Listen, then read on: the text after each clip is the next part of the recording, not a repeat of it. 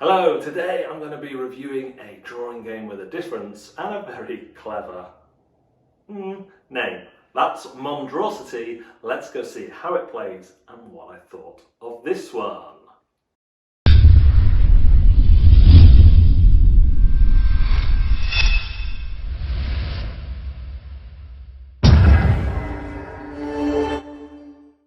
So we're taking a look at MonDRAWsity, which is a drawing game, and it is from the box. It is for 3 to 8 players. But if you can always use pads and papers to do more. You get 8 of these. Well, if you buy the expansion, you get a 9th. Actually, I think, because I've got 9, haven't I? Have I got 10 or 9? Anyway, you get these whiteboards to draw on, and you get a score sheet whiteboard. You get some pens, which actually are pretty good for pens that come with board games normally. You get a load of pens. And then you get these cards. Now, in the base game, you get a wedge of cards, and bear in mind I've used some of these, so that I haven't looked at any of those. Then in the expansion, the cute monsters, you get even more cards. But again, those are only the ones that I haven't used. These are the ones I have used. And it tells you not to shuffle, just to go through the deck. So I will show you one, just to show you how the game works. So one player will set a timer for 20 seconds, then they will look at a card. So here we have this card, and you're trying to take as much detail as possible from this card. Once the 20 seconds up, you will cover up that card, and then you will have 2 minutes to describe it to everyone else. You are the witness, and they are kind of writing down what they have seen. So you will describe it, and they will draw the monster. After you've done that, you will look at all those monsters and write down secretly the one that you think is the best representation of the monster as you remember it. Then you will show everyone the monster, and they will vote on who got the closest to that monster. Now, these monsters are wacky and weird and done by various artists. Let's see if I can. So you got the Misho has done some. I'm probably on his little thing there, Hector. There's loads of different artists in there. And then what I'm doing is just using this card as a breaker, keeping that in there so you can see the amount of cards I've done less than half with various groups. I've still got another half on top of that, cute ones, and then another whole deck. If the people choose the same person that you chose as the best drawer, that person gets a bonus point, and you also get a point for being a good witness. So someone who draws can get 2 points, and the witness can get 1 point, and then you swap around who's the witness, and you go until you want to stop, really. And when you stop, you count up the points. Whoever's got the most points wins. MonDRAWsity is one of those games where what you see is what you get, and what you get here is a really, really fun game.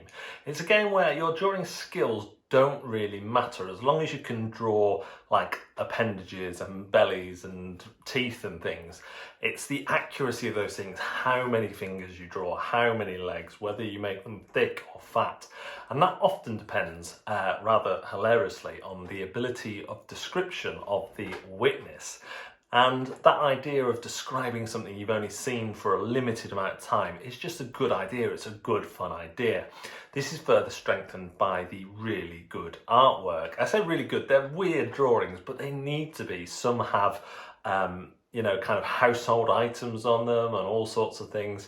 And although I would say there's not a lot of subtlety, you can miss things for focusing on too many big features, shall we say. So the fact that people can ask questions and say how many legs, how many toes, are there any toenails, that sort of thing really helps draw your focus to what you remembered.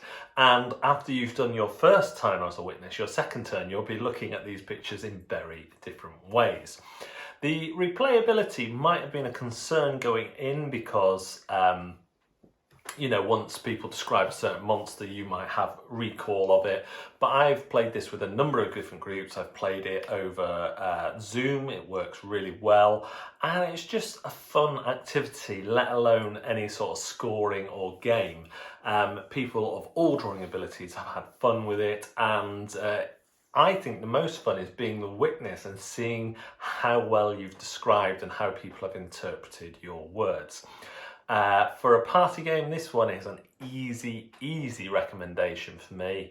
I think once I've burnt through that massive deck, shuffling them up won't be a problem, because I might be describing ones that I haven't drawn before or drawing ones that I described. So, you know, my capacity for remembering these things is far below what it used to be anyway, because I'm so old. So I think this is a real winner for the price point. You're getting a load of variety with that deck, and they've released the second deck of cute monsters, and that can only be improved by further decks of different types of monsters.